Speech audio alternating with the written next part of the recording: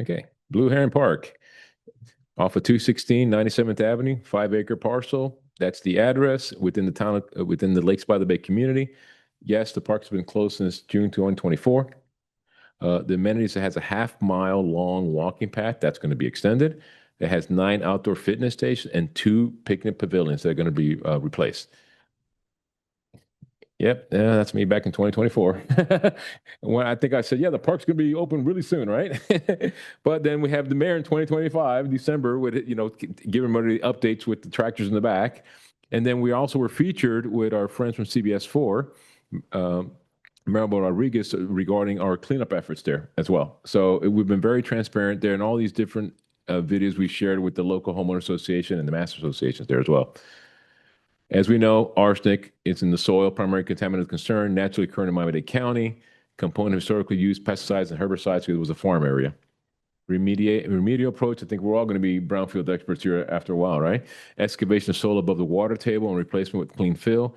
Most importantly, what we're very proud of, and you're going to see that later in the drone footage, that yes, we took our time. I think it was well worth our time to protect the 296 trees that are there that we did not have to remove.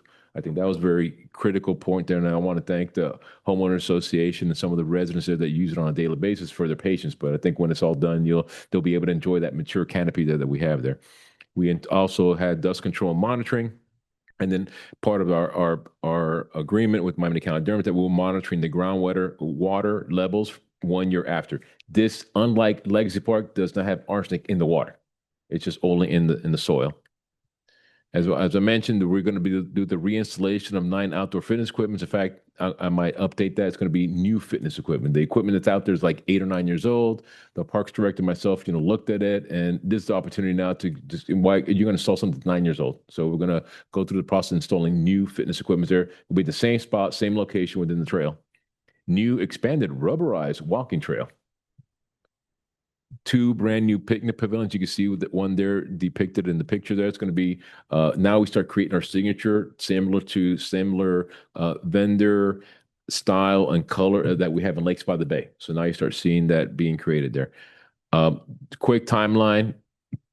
The town council in June 2025 authorized the issuance of the bid.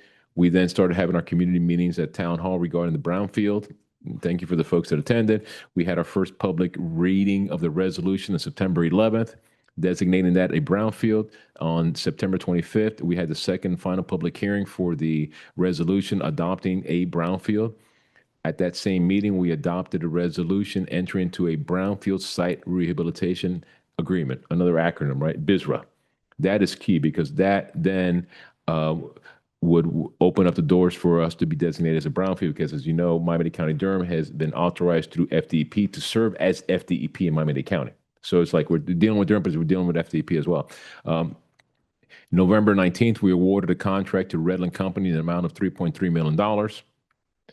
And very proud of that. On December the 5th, we were able to have the approved brownfield site rehabilitation, BISRA, approved by Miami-Dade County Durham. So far, work completed in 2025. We had over 5,300 tons and over 237 truckloads that were exported. And they're starting from the north-south. And then you'll see here shortly in the drone video, we've actually even started importing some of the new fill as well. Part of the process, they'll have to provide us all the dump receipts of where the items being taken to. Luckily for us, it's going to go the same place where the soil came. Contaminated soil went from Legacy Park, which is South Bay landfill. The import, which is the new fill, they will have to provide us dump tickets, and we have folks, inspectors on site of where the fill came from an approved Miami-Dade County Durham site as well. Is that what you saw in the previous video for Legacy Park? That you saw I call it the white standee. And then at this point, we're going to go ahead and just show a little quick video. And they tell me I click it. And again, I'd like to give credit to Rod Gibson for flying this drone here. And I know Yanir Vega has also flown some drones there as well. And what you see here is the northern part, the white sandy area there is all the new imported sites there. My little tree islands, as we call it, that's what we call the tree protection zones. And that you see the little orange fence there. So all the white soil there, that is all the stuff that's been remediated. Now you can see here where it drops down, where they're still removing some of the old contaminated soil there. And you can see almost like a close to 4 foot drop there, right? Going down to the water table there. I call these my little tree islands. So imagine, us removing all those trees. So it's a really, really nice canopy, particularly this one tree here. And then as we move south, you'll see them start doing the more soil remediation. And and then you see there where we're protecting the lake on one side, and then also you see the other silt fence on the other side between the silt fence and the palm trees. That is the 97th Avenue right of way. We're not removing any of the dirt there at all. So I just wanted to provide that update to the council, and then from the, I think, reimbursement side.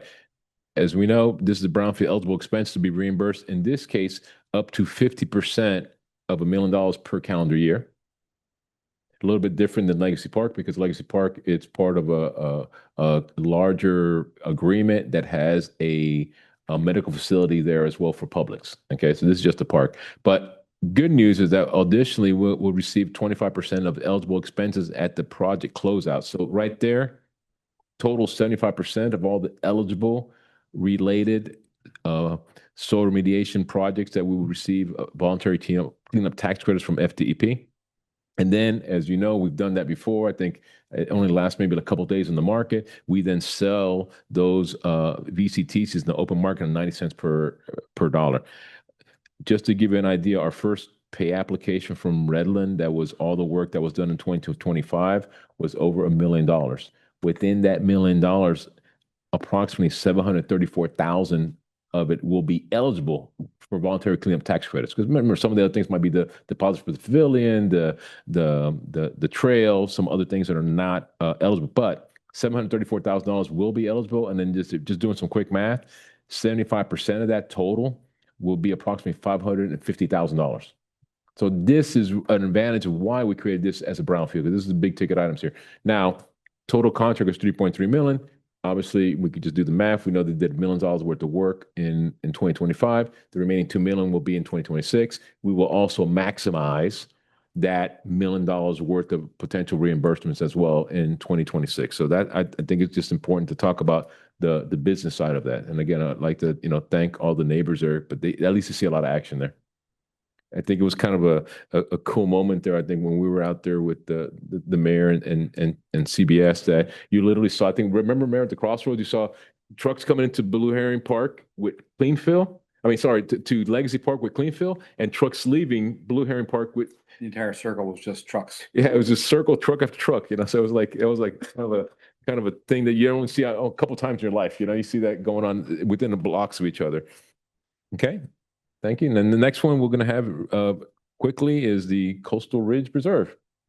Continue my parks route. But I think it's very important, Mayor and Council. I mean, I did a similar brief presentation at the Parks and Recreation Advisory Committee, but I think it's important for us to provide this information collectively for the council and then obviously for the community. So